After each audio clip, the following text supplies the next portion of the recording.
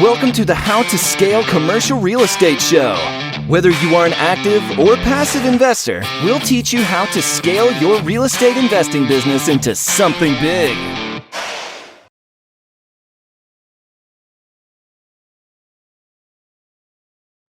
Hey, Andrew, welcome to the show.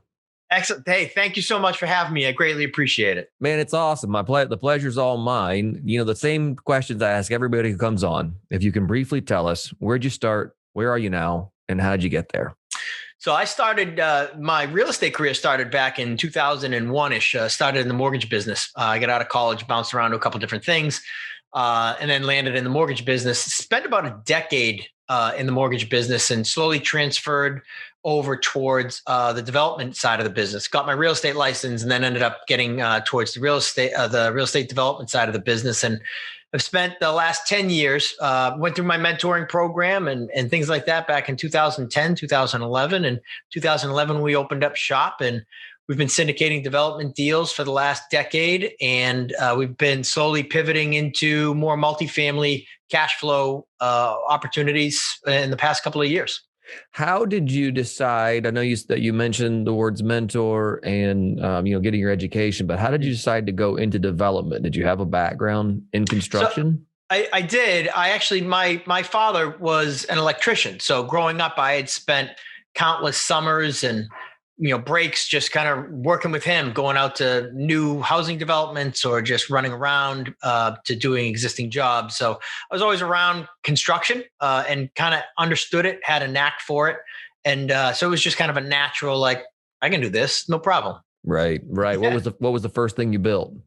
Well, the first project we ever did, we jumped in and we gutted a 3-family to the studs. So the housing stock in South Boston, Massachusetts, which is where we're based out of, is all 2 to 4 unit properties. A majority of it is 2 to 4 unit residential stacked multifamilies. And so that's what we started with. We started, by jumping in and gutting a 3-family and converting them to condos. That's interesting. So you didn't start ground up No. in that. You started doing rehab, had like heavy rehab there out of the gate. Yeah. So we didn't get into ground up development probably for 3 years.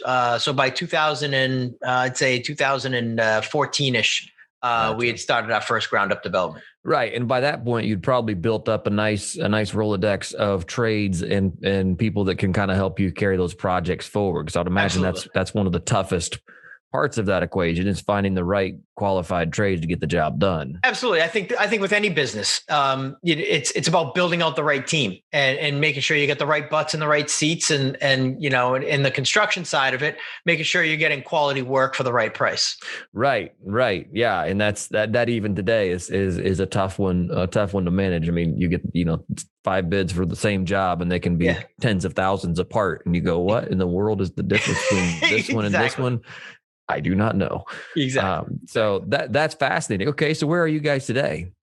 So today we still have a little bit of, we don't have existing construction exposure right now, which is great based on kind of what happened obviously with COVID and everything like that. I mean, we did have an asset that we were selling that took a little bit of a haircut based on the virus and how the market changed within the last, at this point, at the time before we sold them 9 months. We still have a project that we're working on in the city. It's probably going to be a 5-unit building. We believe it's going to be a 5-unit building cut down from 6. In the city of Boston now, but we've been pivoting. The last couple of years, we went out and bought a 28-unit multifamily property in the Louisville, Kentucky market. I followed very much the same process as I did when we started getting into the development side of the business as well. We got our coaching and our mentoring. We went through Fortune Builders back in way 10 years ago when we started getting into the development side of the business. And then on this go around, we went with RE Mentor, and Dave Lindahl was a local guy here in Boston. So I was like, this guy from Brockton can do this. Like, I'm pretty sure I could do it too. So let's do this. So getting the education and the education from real world experience are two completely different things. You can read and study and educate yourself as much as you want, but until you actually do it, They're two different worlds. So we bought those 28 units in 2018. And, we spent the first year really just trying to operate it, make sure we kind of had a handle on the asset management piece of it, because that's really, truly where where your deals come together, and making sure that you can provide the value to your investors. And then by 2020, we started 1920. We started offering on a bunch of different deals in that marketplace. Then never came up with anything, but that's okay. And now we're adding a couple of pieces to the team, and we're kind of looking to expand into different markets and make 2021 a great year. Right. Talk about team a little bit. That's something that I think a lot of investors struggle with, is knowing how and when to build team members and or partners or things like that. So have you, I guess, talk to us about how you've utilized other team members? Sure. I think it's incredibly important when you're building out a new business or a new partnership.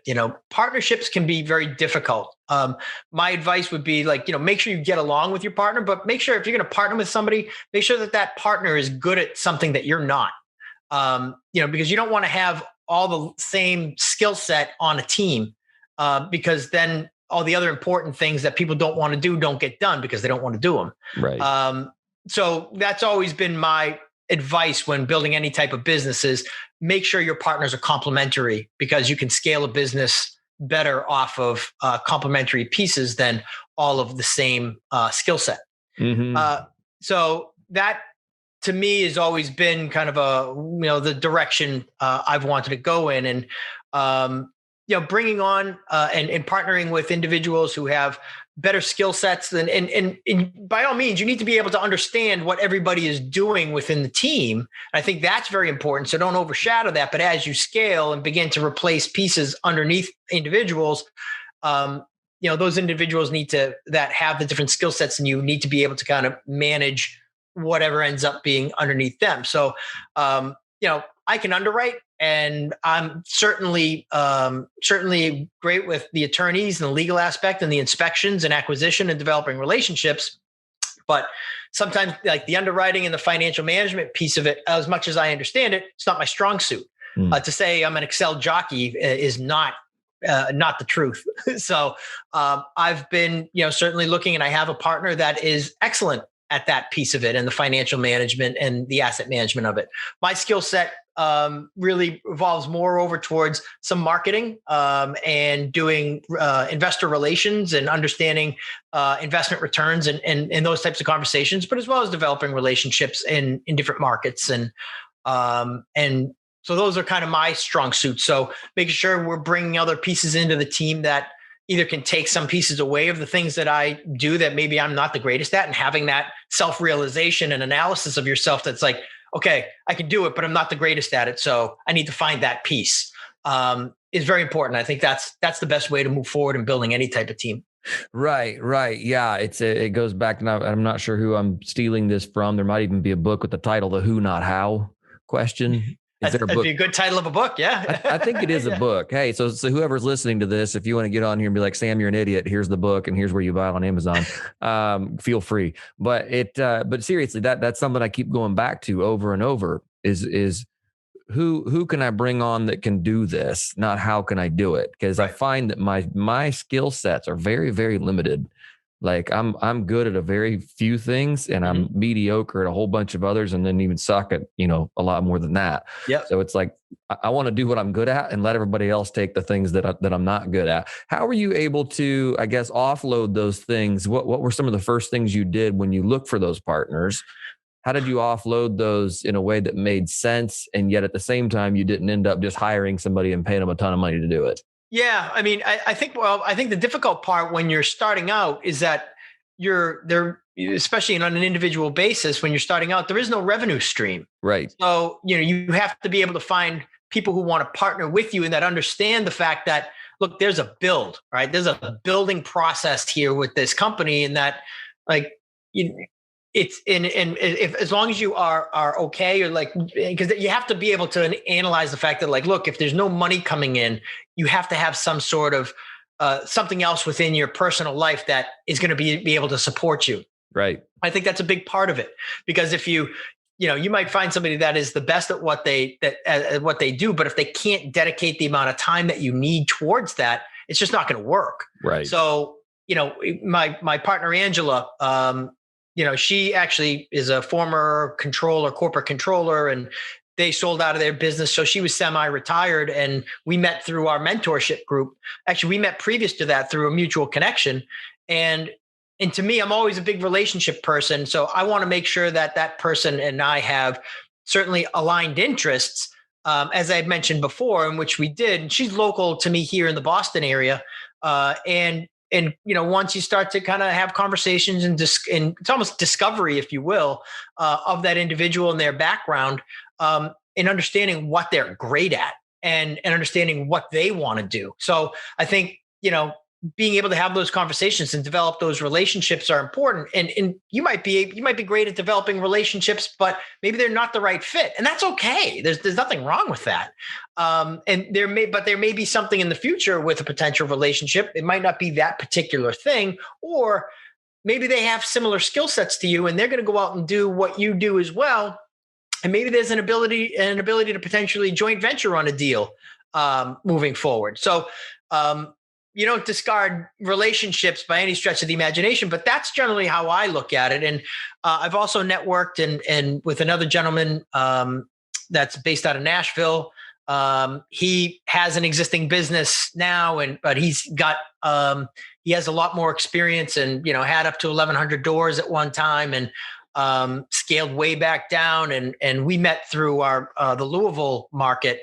And so we've been collaborating together as well on different models, and like it fits. What we're doing together fits. And so he's got obviously more unit experience and more years under his belt from an operations standpoint on multifamily, as well as business operations. And I've got business operations and capital raising and relationship development. And Angela has analysis and the financial wherewithal, being a former CPA and a corporate controller. So, and I've also got other partners. My partner, John, here locally on the development group, he's a great relationship builder. My partner, Darren, here from the development side of things, incredible operations guy. So we are, as we're pivoting, like it's all to us, we're not this established multifamily. We have 3,000 units under our belt.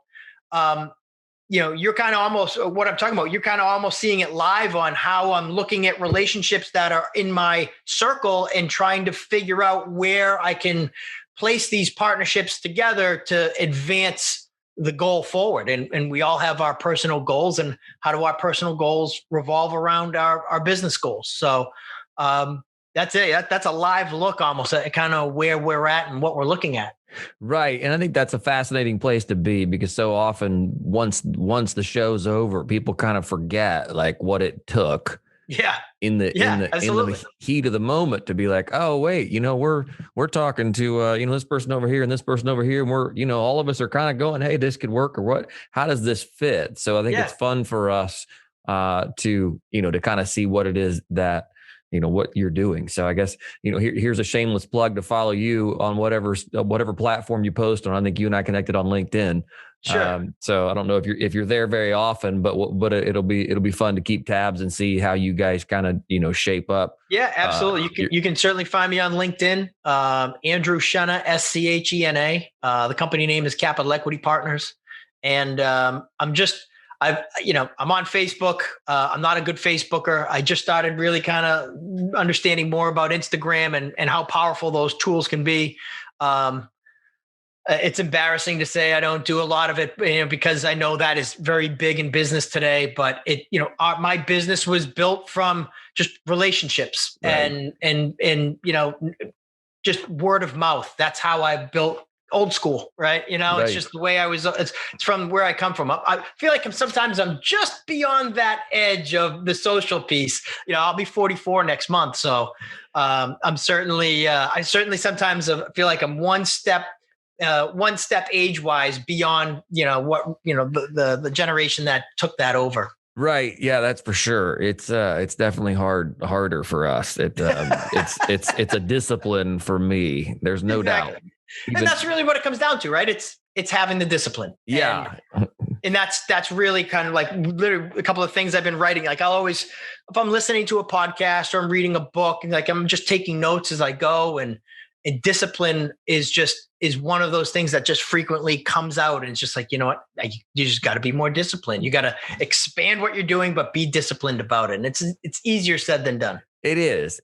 Even part of my morning routine is getting today's episode, because this is a daily podcast. So getting this posted on LinkedIn with the right show notes and quotes, and then getting that on Facebook and it's just like, oh my gosh. And these are things that I'm quickly, I think actually recorded a video this morning for my virtual assistant to start taking a lot of those things over. But those are things that, those are small disciplines. What do you like? Fast forward 1 year from now, what do you want your business to look like? I'm looking for my business I'd like to have probably another 200 units under my belt this year. Mm-hmm. That's from I guess an asset perspective. And obviously I'd like to be under construction already with the, at least, by this time next year, hopefully at least 60% constructed on that 5-unit building. But I'm also looking to, obviously growing my investor pool, growing a presence, growing a following, and obviously being, having the ability to help consult others and potentially coach others, and taking my experience and being able to help others. And some of the things when I've done a lot of self-reflection as we've been pivoting here is really for myself personally thinking about, what is it? What's my purpose? And that's to help others. And if I can use my experience to help others with a hand up, then that's great. I certainly want to be able to do that. And so that's a big part of kind of what I want to be able to do 1 year from now. Right. No, that's great. I love that. Let's, I want to go back to the 60% constructed on 5 units. Yep. Now, there's a lot of there's a lot of me that kind of makes my skin crawl. I go, oh my gosh, it's going to take an entire year to get 60% constructed. It's not going to take you 12 months to build a 5-unit building. What are, and there's a leading question, of course, what things impede that progress? Well, if we were putting a shovel in the ground today, I'd say that we'd probably be 100% done. But we're not. We still have the entitlement process to finish out. We have a neighborhood association meeting tomorrow, and then we still have to have one more abutters meeting before our ZBA hearing date on February 23rd.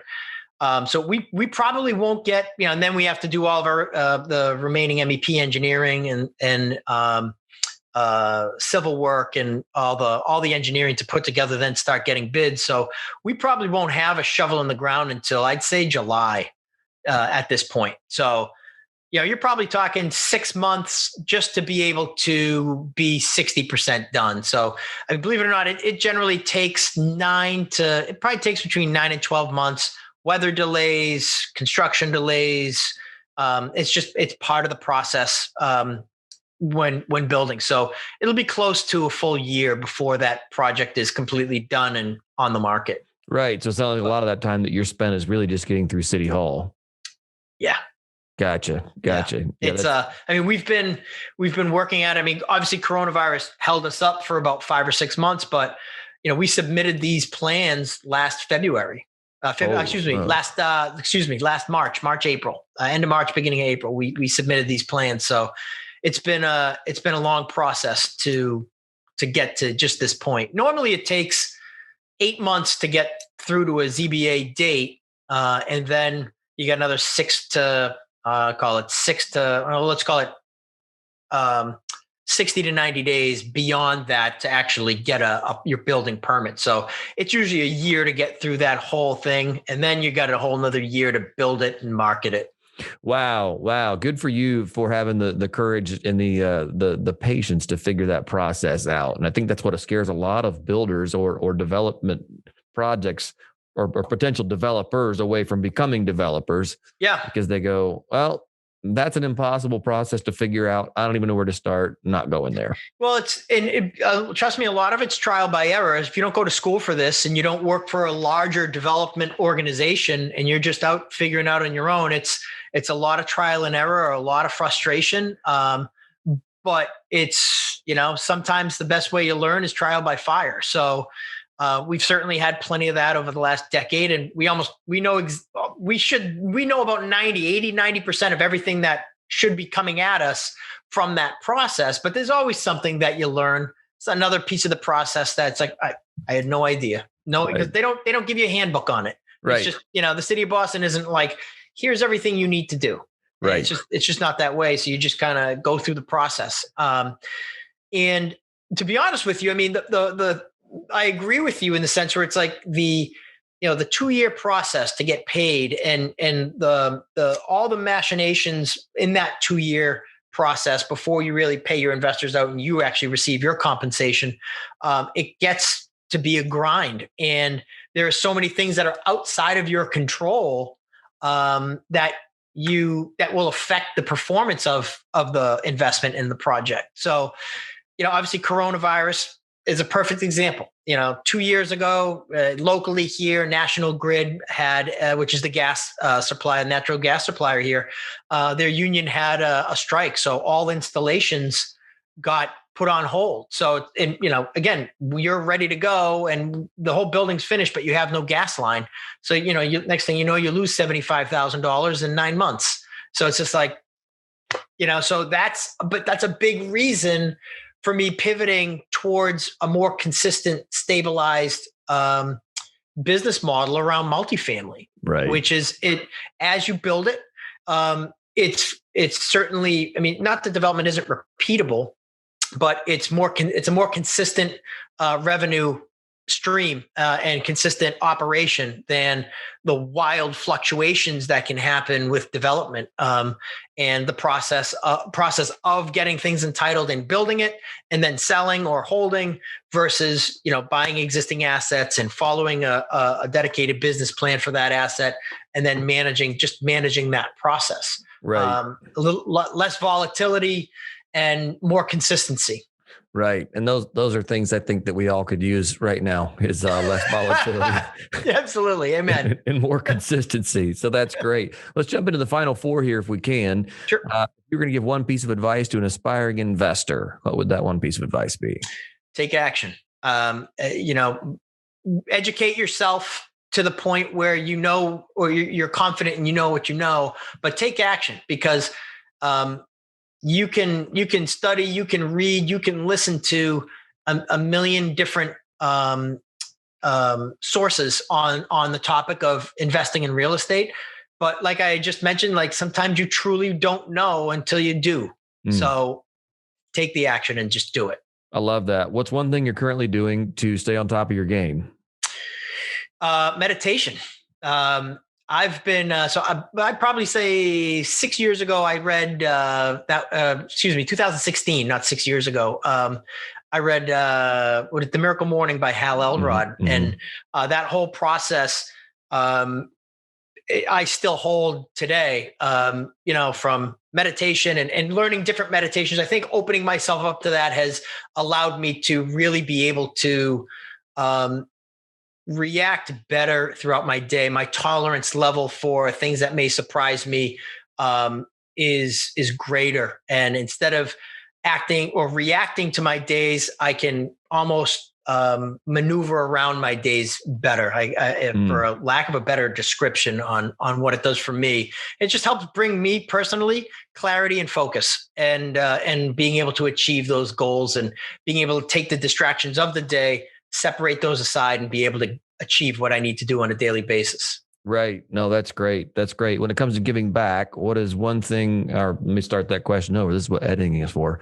Good grief. When it comes to investing in the world, what is, golly, I can't do this, can I? No, you got this. Here we go. Try 3. When it comes to investing in the world, what's one thing you're doing to make the world a better place? My wife and I try to give back. I mean, let me make it a more pointed from the investment perspective or just like giving back type of whatever you feel like it is that you do that you say, hey man, this is something I like doing because I feel like it makes my fellow man a better person. All right. To individuals who I have relationships with, I've become much more attuned to, and I think this is probably the meditation has helped with this, but my personal growth, a lot of things that I've done for my own personal growth and how much I've seen myself grow over the last couple of years. I try to share as much as I can with that. I try to encourage people to, go listen or read a book by Tony Robbins. I'd known about a guy like Tony Robbins. I never really listened or paid attention or read anything of his until 2018, 2019. And after I did, I was like, why have I taken so long to really understanding kind of more about how I operate individually and what are the things I value instead of just, being almost like a lineman pushing a tackle sled through life, and just grinding and pushing to actually understanding how I operate the world around me and how I have more of an influence. So I try to convey that in lots of different messages to those that I love, those that are within my circle. And as far as giving back, part of consulting and coaching, I give a lot. I try to, when somebody asks me a question, I'm not very reserved about it. I'll tell them everything I know to a degree, as long as I have the time to do it. Right. I'm very open and transparent, and I'm always willing, like I said, to give a hand up. And so that's, and then obviously my wife and I do some charitable work locally with the Ronald McDonald House and stuff like that. But to our fellow investors or fellow people, giving of your time is probably the most valuable thing. Oh, and it is, man. And it is. And at times that's a labor of love because you don't know what seeds you're sowing in whom you're sowing them and whether or not it's just going to be, wasted effort or if somebody's going to take it and run. So there is certainly a lot of give that it's just giving. So that's what it is. And you expect nothing in return. So that's great. Exactly. And you know what? I've always been a guy that it seems, from my high school days, even till today, people always ask my advice or an opinion, and being able to help others is just kind of what has always come natural to me. And I truly enjoy doing it, whether my advice is poignant to them or not. Like, take it on its face, and whether you do something with it or not is up to you. But man, just giving back, being positive and giving back to people in a positive way. That's great. I love that. I know you already answered this, but just so that our listeners can find it in the same format that it's always given in the sequence of the show, how do we get in touch with you? Sure, man. Best way to get in touch with me, LinkedIn. LinkedIn, Andrew Schena, Schena. You can check out my website as well. You can contact me through there. It's CAP as in Peter, equitypartners.com. You can contact me through there, through email. Those are the two best ways. Awesome. Andrew, thanks so much for your time. Certainly appreciate it. This was great. Absolutely. Thank you, man. I genuinely appreciate it.